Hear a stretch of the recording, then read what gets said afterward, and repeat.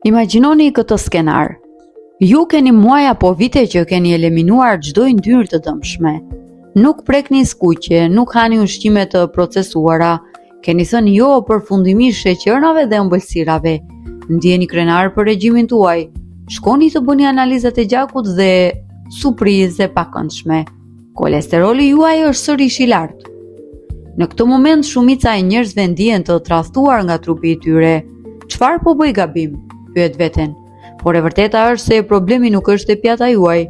Problemi fshihet brenda fabrikës më të madhe kimike të trupit, mëlçisë tuaj, dhe te një gabim komunikimi që ajo bën për shkak të gjenetikës.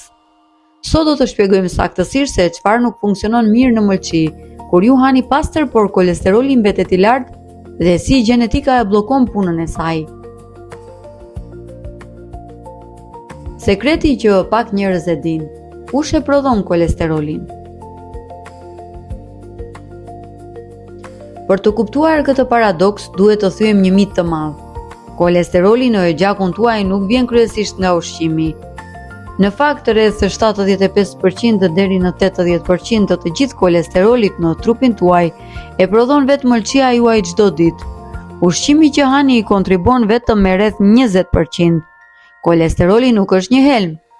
Ai është jetik. Trupi e përdor për të ndërtuar qelizat, për të prodhuar hormone si testosteroni dhe estrogeni dhe për të prodhuar lëngun e tëmthit. Në kushte normale mëlçia është një menaxhere geniale. Ajo funksionon me një sistem termostati.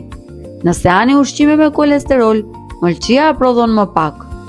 Nëse nuk hani fare kolesterol si në rastin tuaj, mëlçia ndez motorët dhe prodhon vetë atë që i duhet. Por nëse ju po hani kaq pastër dhe mëlçia po vazhdon të prodhojë sasi të tepërta pa u ndalur, diçka në sistemin e saj të kontrollit ka dështuar. Çfarë nuk shkon mirë me mëlçin? Gjenetika dhe receptorët. Pra, çfarë po ndodh saktësisht brenda mëlçisë suaj, se nuk po e bën punën siç duhet? Përgjigjja qëndron tek receptorët LDL, që thënë më thjesht janë portat e sigurisë në sipërfaqen e mëlçisë. Kur mëlçia prodhon kolesterol dhe e nis atë në gjak nëpërmjet paketëzave LDL, që ne e quajmë kolesteroli i keq. Ky kolesterol qarkullon, kryen punë dhe pastaj duhet të kthehet sërish në mëlçi për të ricikluar ose jashtë shqitur. Për të futur sërish në mëlçi, kolesteroli duhet të kalojë nëpër këto porta receptor dhe këtu hynuloj gjenetika. Këtu kemi atë që mjekësia e quan hiperkolesterolemi familjare, apo thjesht një prirje gjenetike që ndodhin dy probleme kryesore. Portat e bllokuara, mungesa e receptorëve. Për shkak të kodeve gjenetike, mëlçia juaj ose prodhon më pak porta të tilla, ose ato që prodhon janë të deformuara dhe nuk e kapin dot kolesterolin nga gjaku. Kolesteroli mbetet jashtë, duke qarkulluar rreth rrotull në gjak, pa pasur se ku të shkojë. Gabimi në llogaritje.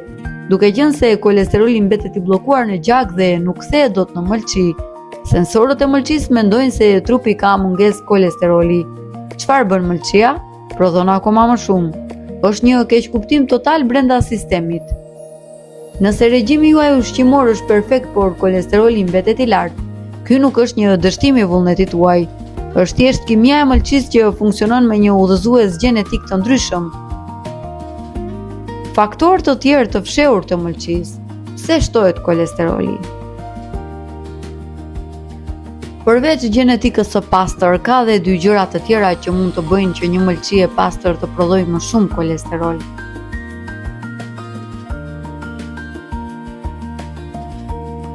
Stresi kronik dhe kortizoli. Edhe nëse nuk hani sheqer, nëse jeni në stres të vazhdueshëm, trupi i prodhon kortizol. Kortizoli sinjalizon mëlçin të lirojë më shumë energji dhe kolesterol në gjak për të përballuar rrezikun.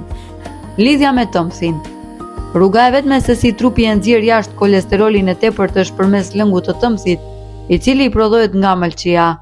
Nëse mëlçia ka një ngadalësim në prodhimin e tëmthit, bllokim të lehtë apo lëng të trash, kolesteroli nuk eliminohet dot mirë dhe riabsorbohet në zor. Nëse e gjeni veten në këtë situatë, gjë e parë që duhet të bëni është të mos fajsoni veten. Ju po bëni gjën e dur duke ngrënë pastër sepse kjo parandalon që ai kolesterol që keni në gjak të oksidohet dhe të bëhet i rrezikshëm për arterjet. Ushqyerja e pastër është mburoja juaj. Por kur gjenetika dhe receptorët e mëlçisë janë shkaku fillestar, ndonjëherë vetëm dieta nuk mjafton. Është e rëndësishme të konsultoheni me një mjek specialist për të parë nëse keni nevojë për mbështetje specifike, si suplemente natyrale që ndihmojnë receptorët e mëlçisë apo terapi të tjera. Nëse e keni edhe ju këtë problem ose keni arritur ta menaxhoni, shkruani eksperiencën tuaj në komente dhe le të ndihmojmë njëri tjetrin. Mos harroni të bëni like nëse ju pëlqeu kjo video dhe apo ju sqaroj këtë mister. Bëni subscribe për më shumë video të shëndetit bazuar në shkencë dhe shihemi në videon e radhës.